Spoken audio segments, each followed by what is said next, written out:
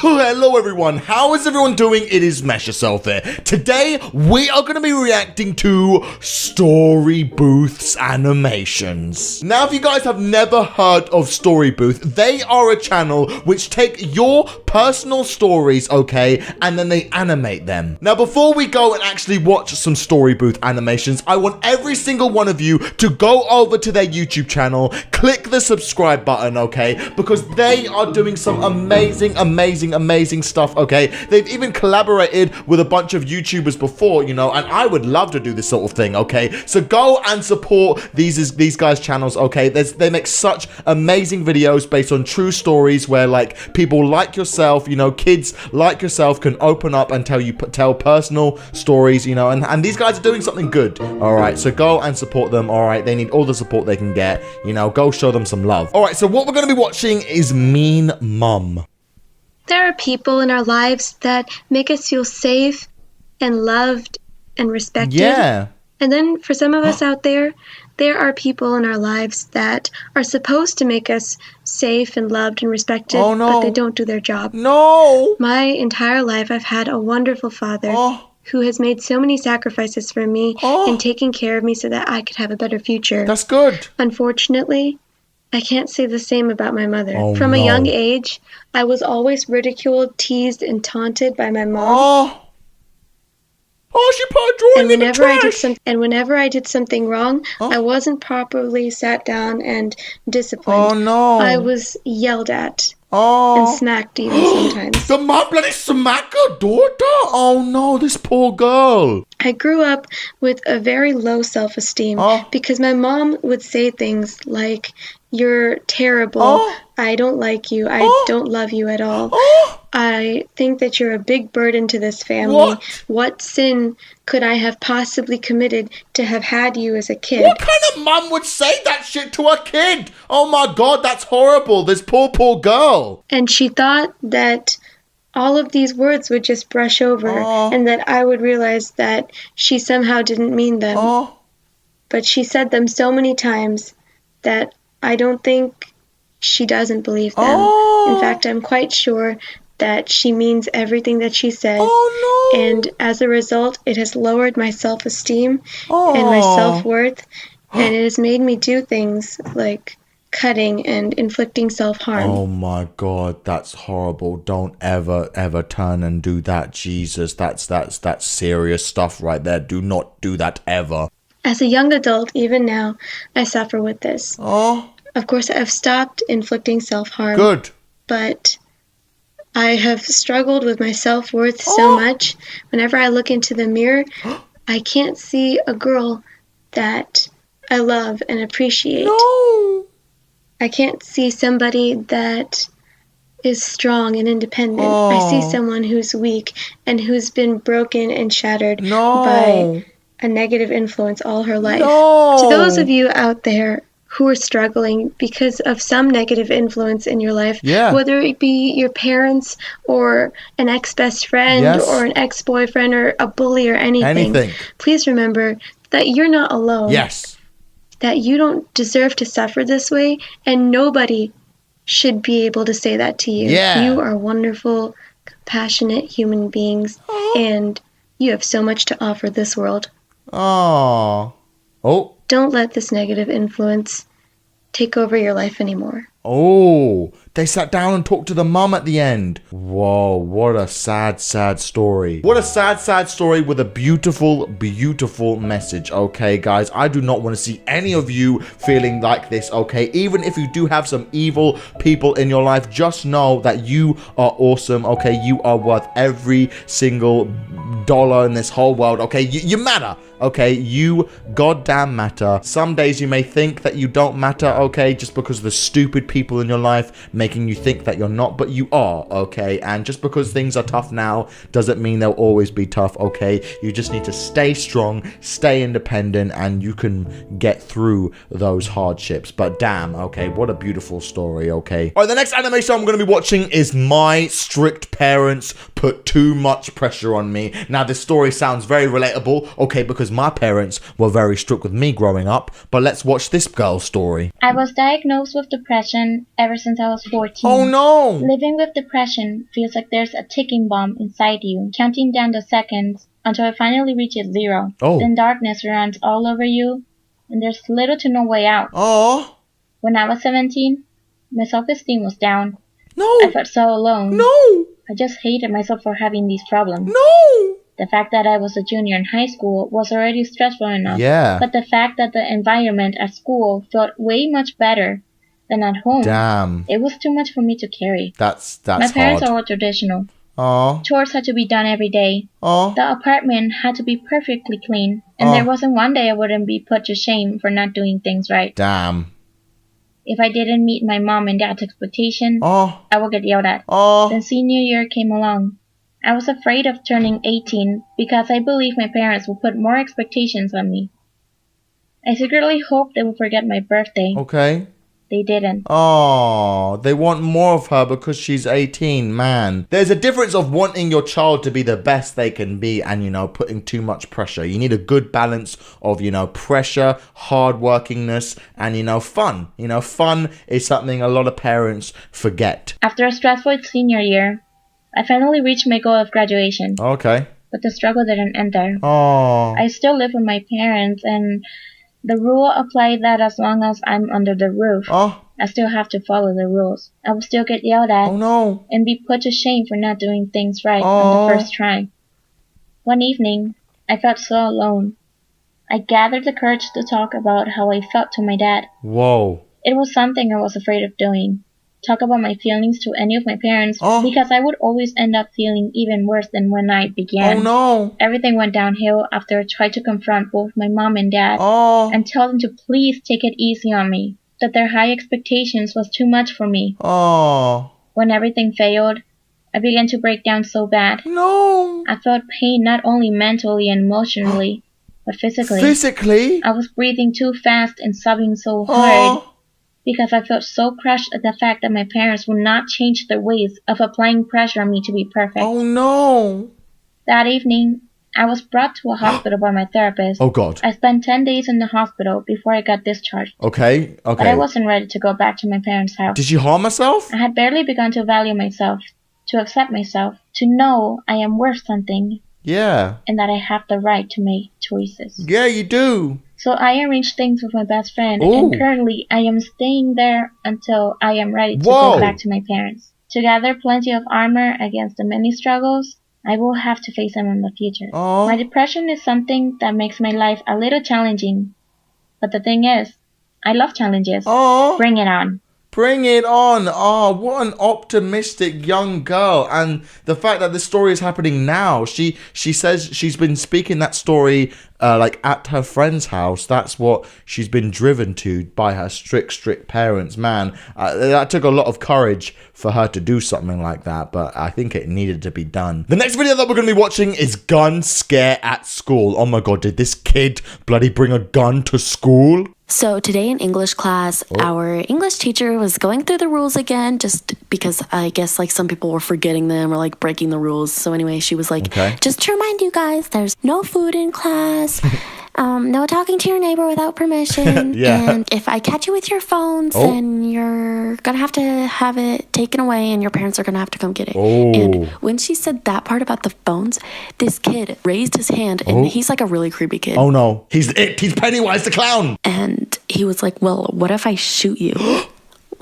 Hold up. What? Oh You're my starting God. to shoot a teacher? So I just looked at him and I scooped my desk away. No. And the whole class went silent. Oh my nobody God. said anything. We're all just staring at him. We were all just in shock. Did he just threaten to shoot a teacher? Yeah, that's mad. After 10 seconds of it being completely silent, he reached in his backpack. After he said he was going to shoot somebody with a gun. Oh my God. That's when the class went into full-on panic. The kid sitting across from us tackled into the ground. Miss Bauer was able to grab his backpack and get it away from him. Oh my God. Somebody else ran down to the office super quick. and got the police officer to come and get him. It was so scary. Did he have a gun? School was in lockdown, and they wouldn't tell us if he had a gun or not. Like, they just wouldn't tell us. We were all just, like, wondering, and people were crying and, like, texting their parents. Oh, my gosh, it was the worst. Anyways, I get an email 3 hours after school gets out. They were like, well, he didn't have a gun. He was just kidding around. But we're going to take disciplinary measures. Like, disciplinary measures? No, that could be put in jail. Oh, no. Yeah, so he didn't have a gun, and I'm really grateful for that.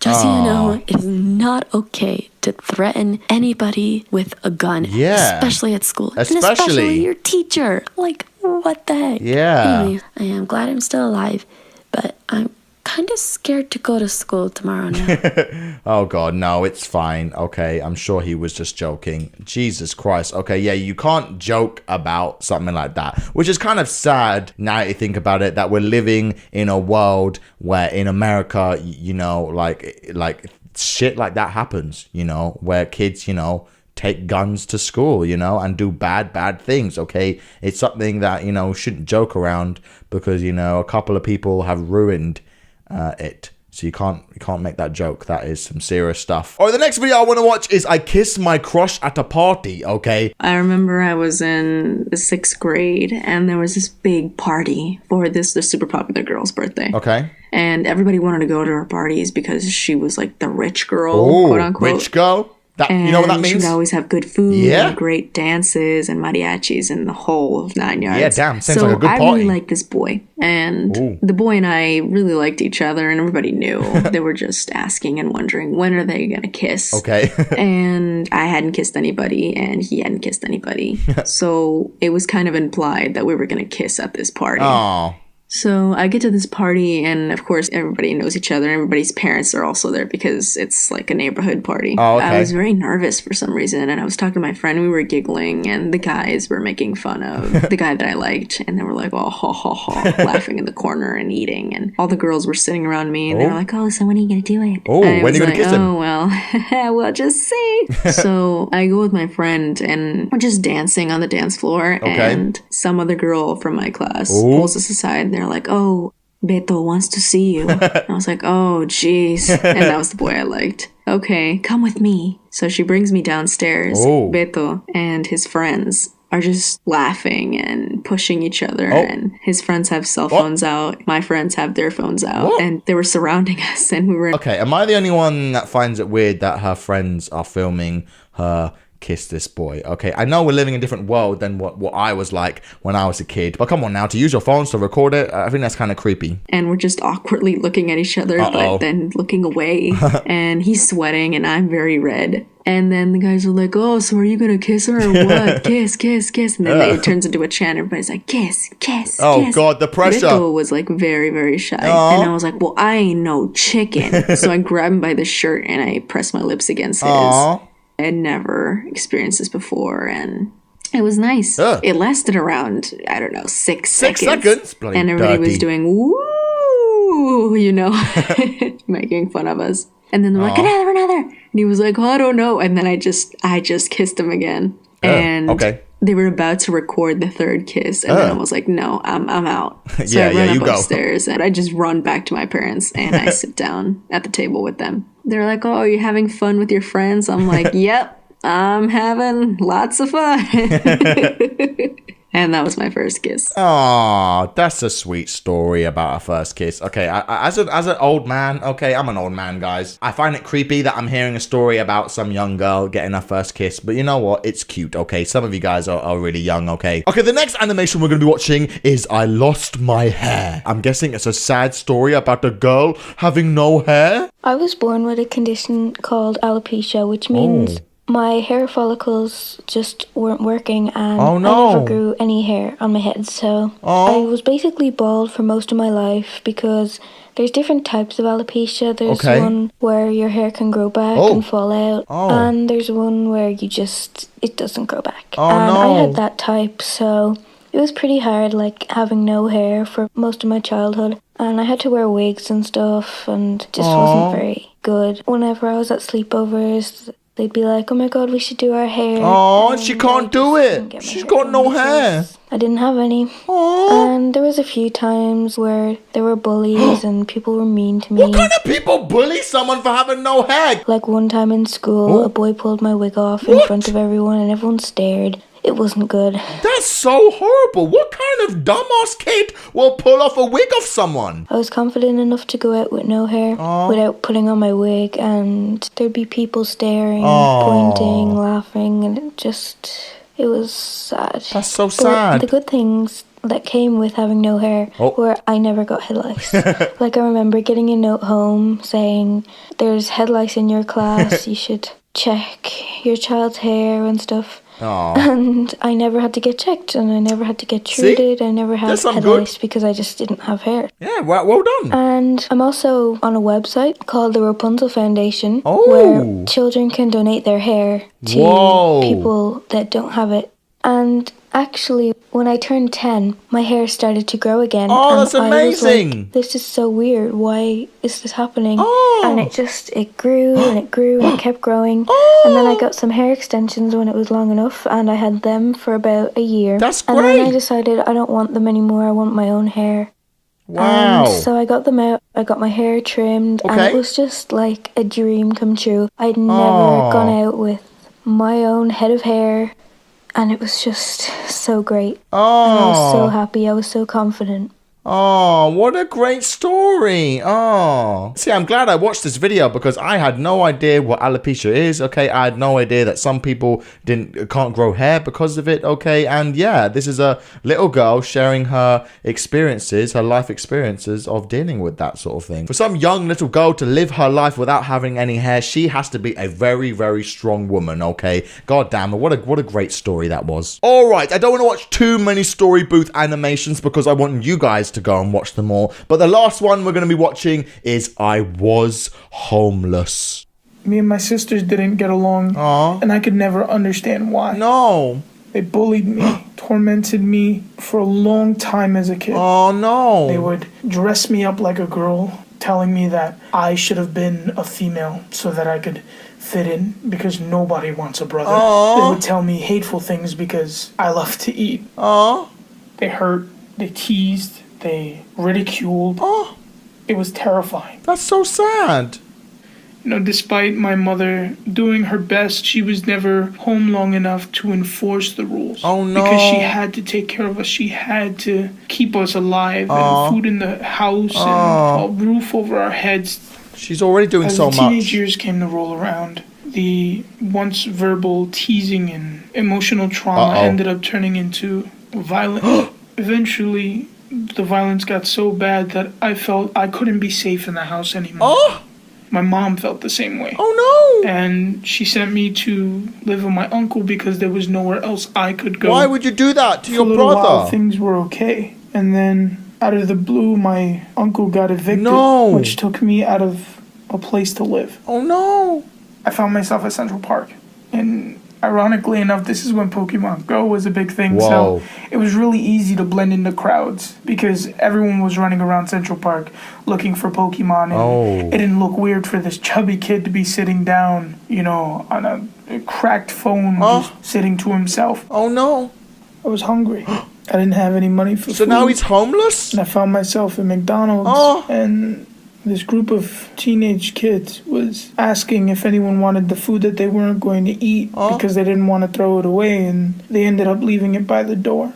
Whoa. I waited a couple of minutes before I took it. Oh, no, that's so sad. And on the fourth night, I was assaulted by a group of people. Oh, no. They proceeded to beat on me until they figured it just wasn't fun anymore. What horrible people. But after it was over, I took my broken phone out of my pocket and I called my mom. Oh, no.